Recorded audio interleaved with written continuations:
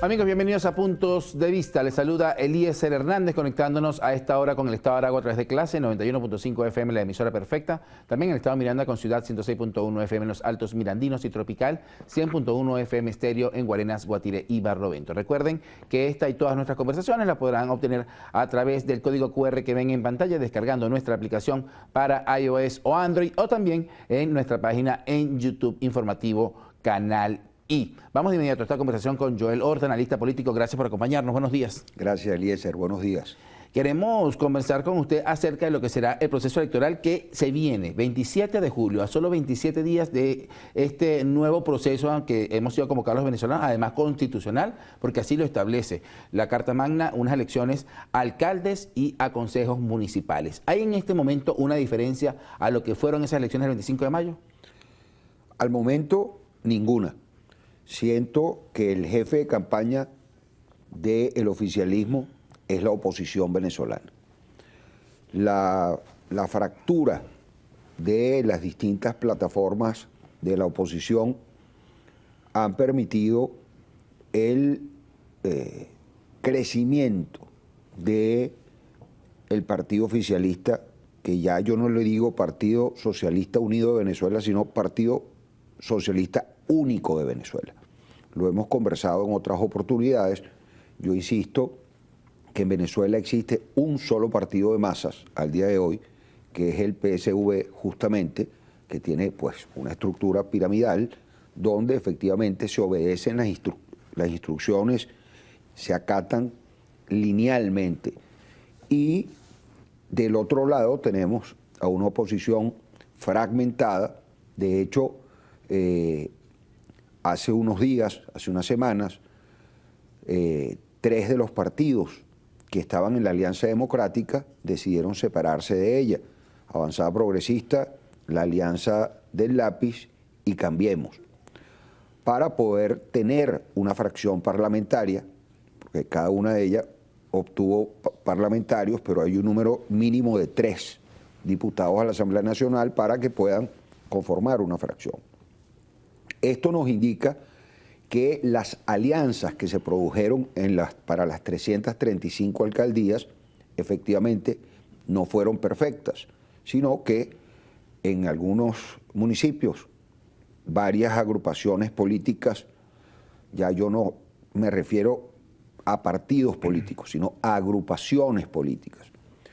En otras muchas solo tarjetas para postular, porque no son ni siquiera partidos ni de maletín. Es decir, el partido es la cara de la persona a quien le dieron una tarjeta electoral. Hay un caso particular que nos llama muchísimo la atención y es el caso de Chacao.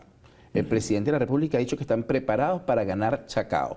Y en Chacao está en la actualidad gobernado por el señor Duque. Sin embargo, hay un segundo candidato a oposición que también fue alcalde, que es el señor Graterón, que está en campaña. Sí. ¿Esto qué le hace a la oposición venezolana? ¿Esto qué le hace al pueblo venezolano? Bueno, efectivamente, desmotivarlo, desmovilizarlo.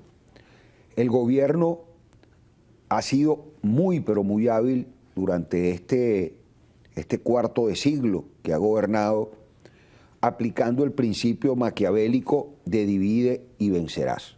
No debemos olvidar que la política es una actividad humana llena de egos, de vanidades, llena de los mayores prejuicios, de un egoísmo brutal, pero además exaspera quizás los rasgos humanos más miserables, porque los hombres estamos llenos de miserias, las miserias humanas y las virtudes humanas. También exalta las virtudes en un momento. Y creo que la oposición venezolana tiene que convertirse en eso, en una oposición mucho más virtuosa, en una oposición mucho más dialogante entre ellos mismos, porque el gobierno, con todas las diferencias, porque como ocurre dentro de los partidos de ese tamaño, comienzan a surgir tendencias internas, pero subsanan sus problemas dentro de la casa. Y cuando salen, proyectan efectiva unidad. Pero es que hay algo que no ha visto la oposición, que no lo ha comprendido, que es que el Estado comunal ya funciona en Venezuela. Hay miles de circuitos comunales. Cuando escuchamos al presidente Maduro preguntarle a los gobernadores, por ejemplo, en la última reunión que hizo con los gobernadores electos. ¿Cuántos circuitos comunales tiene? ¿Cuántos circuitos comunales tiene? Y cada gobernador decía 3.000 no sé cuántos y 4.550. Y de allí la premisa de menos escritorio y más territorio. Y más territorio, porque entonces ese es otro drama, que los jefes de calle, los jefes de VC, los jefes de CLAP, todo eso está en manos del PSV. La oposición no participa de esos espacios, los tiene absolutamente abandonados. Y en un proceso municipal, que el que vota es el vecino llamado por el otro vecino, llamado por el familiar que está vinculado seguramente a ese jefe de calle, etcétera, va a ser muy complicado para la oposición, incluso mantener los espacios que ya tiene. Ahora, ¿esta formación viene de dónde? Y lo digo porque ayer, por ejemplo, en el programa con Maduro Más, había un muchacho de 14 años que decía, yo no voto presidente, pero yo apoyo lo que está ocurriendo y también insto a mis vecinos, a mis familiares a que vayan a votar. Bueno, ahí está otra razón por la cual se le hace cuesta arriba a la oposición ganar elecciones. Porque el PSV se ha ocupado también de formar a sus cuadros, de formar a la juventud del PSV. Y vemos muchísimos candidatos muy jóvenes, tanto para las alcaldías como para los consejos municipales. Y gobernadores jóvenes. Y gobernadores y gobernadoras muy jóvenes. Y parlamentarios muy jóvenes, tanto regionales como nacionales. Y en la oposición observamos entonces un desgaste, rostros de años. Cansados de la política. De la política, y la gente cansados de ellos. Entonces, ante ese agotamiento, aquí tiene que venir una reestructuración completa de la oposición venezolana. Creo que tiene que haber una reflexión profunda. Yo diría que deberían hacer como se hizo para la elección del Papa León XIV, un cónclave de la oposición para construir la posibilidad en estas próximas elecciones del 27 de este mes, al menos la posibilidad de conservar las alcaldías que se tienen. Por ejemplo, en Iribarren, con el exgobernador Falcón, lograron ponerse de acuerdo, e incluso Avanzada Progresista, que se había peleado porque ellos se separaron, pues él, siendo el fundador de la organización, salió de la organización. Avanzada Progresista está apoyando a Henry Falcón y Henry Falcón aceptó el apoyo. Eso es inteligente. Yo recibo llamadas de muchas regiones del país. De hecho, ayer estaba conversando con un dirigente de Mérida, sumamente preocupado, porque dice que él no observa la posibilidad de obtener triunfo en ninguna de las alcaldías de Mérida. Imagínate tú Bueno, pero es que Mérida tradicionalmente ha sido gobernada por el sector oficial.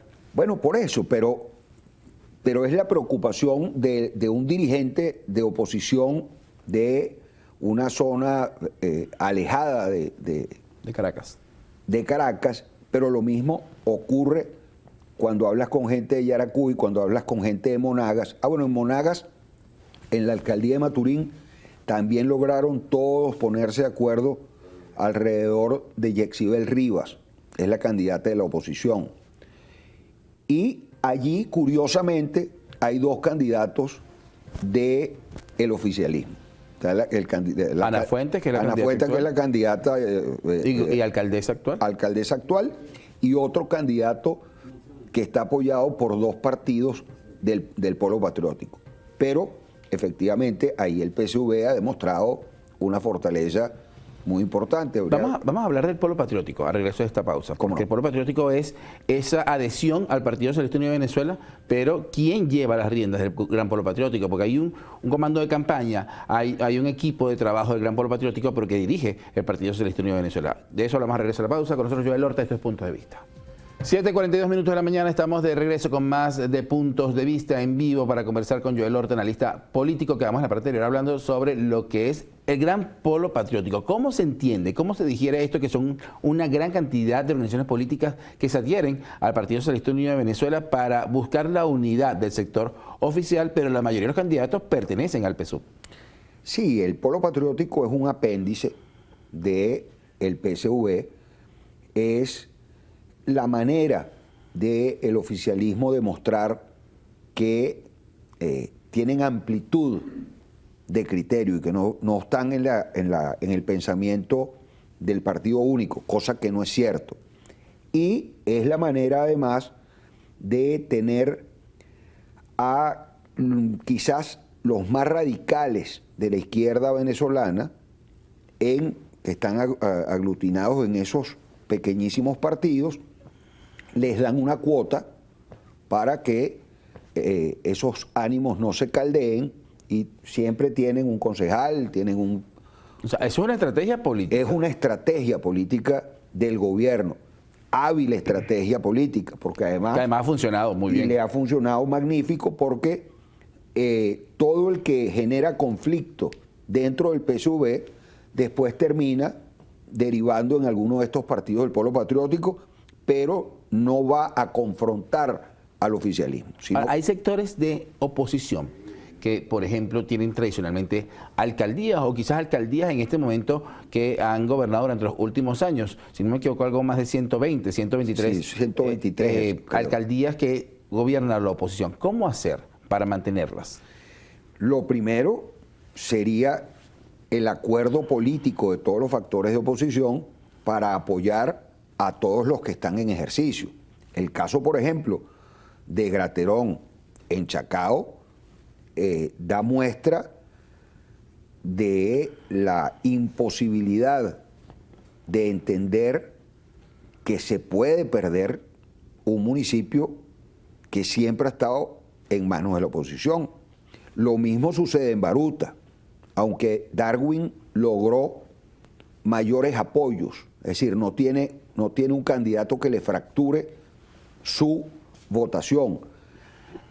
Y en el Hatillo ocurre exactamente lo mismo, porque el alcalde en ejercicio no puede repetir porque está inhabilitado, que es Sayek. Entonces él está llevando de la mano a otro candidato. Y allí está aspirando también Alfredo Catalán, que fue alcalde durante mucho tiempo, un par de periodos, pero uno de esos periodos fue el que se extendió varios años. Y por eso escuchamos al doctor Jorge Rodríguez, al diputado Rodríguez, decir que van a ganar las 335 alcaldías, refiriéndose a la intención del poder homogéneo, porque eso es un criterio que ejerce el gobierno. El gobierno además no miente en lo que pretende hacer. Dice lo que va a hacer, dice cómo lo va a hacer, dice cuándo lo va a hacer. Vale revisar los miércoles con el mazo dando y escuchar al diputado Cabello decir toda la agenda política de esa semana. Marca la agenda política, le indica la agenda política a la oposición venezolana. Una de las cosas importantes que tiene que hacer la oposición, ocurridas las próximas elecciones municipales, dependiendo de los resultados, deberán revisarse. Yo creo que se van a mantener algunas, por ejemplo, Morelito Rodríguez en Nueva Esparta, en su municipio, está bien visto. Pero perdió Morel. Perdió Morel. Entonces, bueno, los números indican que allí él está consolidado. Lo mismo ocurre en Baruta. En Lechería podría ocurrir lo mismo, porque la oposición pelea con dos grandes adversarios, o con tres, mejor dicho, con el PSV, con la división y con la abstención. La abstención es el mayor factor que perjudica a la oposición y beneficia al oficialismo. Y no se puede culpar a quien se abstiene, porque pues no se siente representado ni por el gobierno ni por los sectores de oposición. Y sencillamente su manera de expresarse es no participando. Además que en Venezuela el padrón electoral no es real, porque millones de venezolanos están fuera de Venezuela y están dentro del registro electoral. Pero además de ello, hay abstencionistas históricos, es decir, que se inscribieron pero nunca concurrieron a votar. Y eso se observa en su récord. En su récord. No votó pues en 4 o 5 oportunidades, quiere decir que ese es un abstencionista estructural. Entonces, una de las cosas que debe hacer el CNE en beneficio de la política venezolana es depurar el registro electoral, para nosotros saber efectivamente cuál es la abstención que se produce en Venezuela. Lo cierto es que con muchas personas que uno conversa dicen, no, ¿para qué yo voy a votar? Si no me van a validar el voto, si no sale el voto, porque además está ya en la estructura mental del venezolano que votar no vale de nada. Y eso es lamentable, porque no es así.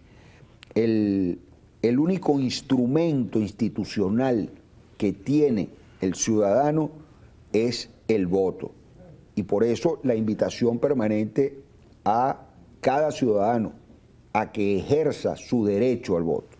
En Venezuela no es obligatorio votar, pero sí es un deber ciudadano y es un derecho político inherente a la ciudadanía.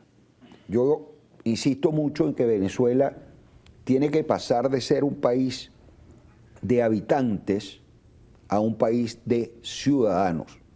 Y recuerdo la frase que usaba el presidente Betancur cuando se refería a los conciudadanos. Ahora, hay muchos temas en cuanto a la política, y es que muchos dicen no voy a votar porque este proceso es complejo, porque tengo que marcar 1, 2, 3, 5 votos, puedo cruzar los votos, y no todos están de acuerdo, aunque existe el voto también, como llama la política venezolana, el voto entubado, que con un solo voto, con una sola presión de un botón, votas por todos los candidatos de esa opción.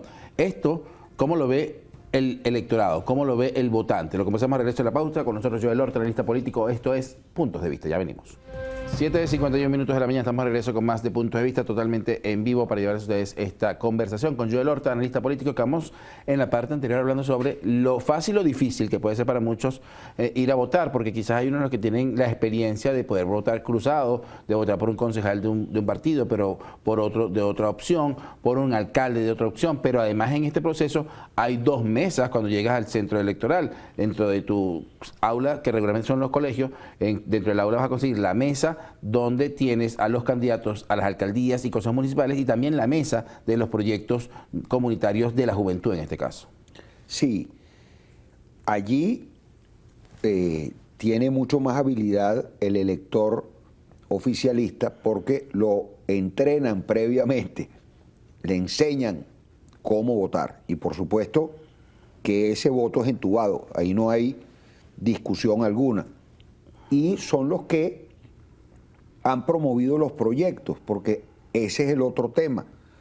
Los jóvenes que participan en la elaboración de esos proyectos son los muchachos de la juventud del PSV.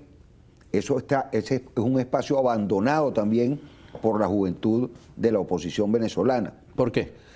Porque no creen en el proceso, no han entendido el fenómeno sociopolítico en el que se convirtió el chavismo. No han entendido que Venezuela puede transitar los caminos de México con el PRI, que gobernó 73 años, o puede transitar los caminos del peronismo en Argentina, que gobernó 75 años, con sus distintas tendencias. Pero pienso que vamos encaminados hacia allá, aun cuando hay un agotamiento muy importante también de la población venezolana que aspira a un cambio.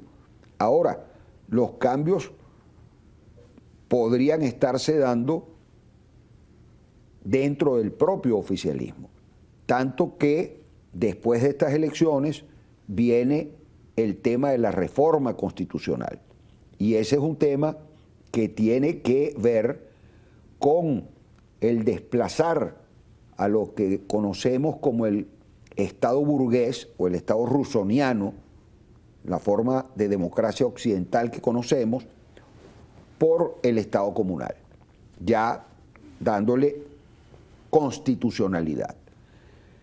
Afortunadamente, en la Constitución Nacional está expresado que es obligatorio que ese tipo de decisiones tiene que ser sometido a referéndum consultivo, de modo que no es el cuerpo parlamentario quien tomará la decisión de la reforma, hará la propuesta, pero será la población venezolana quien decida si se modifica la Constitución o no se modifica la Constitución. O sea, que es un nuevo proceso, una nueva consulta, una nueva elección que se puede realizar en Venezuela durante los próximos meses. Claro, yo pienso que estos próximos meses va a trabajar el gobierno en la propuesta y le corresponderá a la próxima asamblea, a la que se inicia en el 2026, el 5 de enero del 2026, la que dé la discusión definitiva y venga entonces el proceso consultivo. Ese es el gran reto de la oposición venezolana.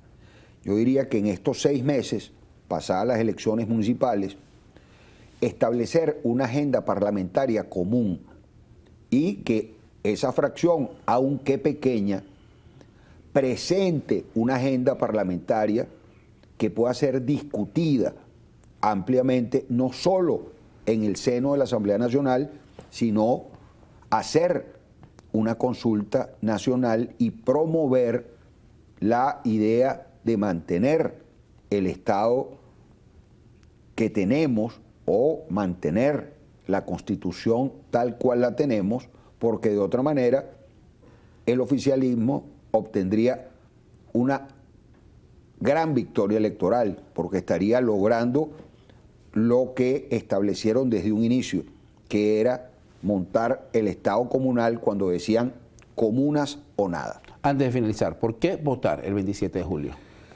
Porque, insisto, es el único instrumento ciudadano, la herramienta ciudadana que tenemos los venezolanos para expresarnos. Y fueron muchos los años de pelea, de lucha, de la venezolanidad para lograr el voto universal, directo y secreto. Y perder esa oportunidad es un absurdo. Yo exhorto e invito a que el próximo 27 de julio salgamos todos los venezolanos a ejercer nuestro derecho y a buscar entre todos construir el país que todos merecemos. Muchísimas gracias por acompañarnos. Gracias a ti, Elías. Amigos, con nosotros Joel Horta, analista político. Esto fue Puntos de Vista. Recuerden que está disponible en solo minutos en nuestro canal de YouTube informativo Canalí, esta y todas las conversaciones, así como en nuestra aplicación de iOS o Android. Que tengan todos muy buenos días.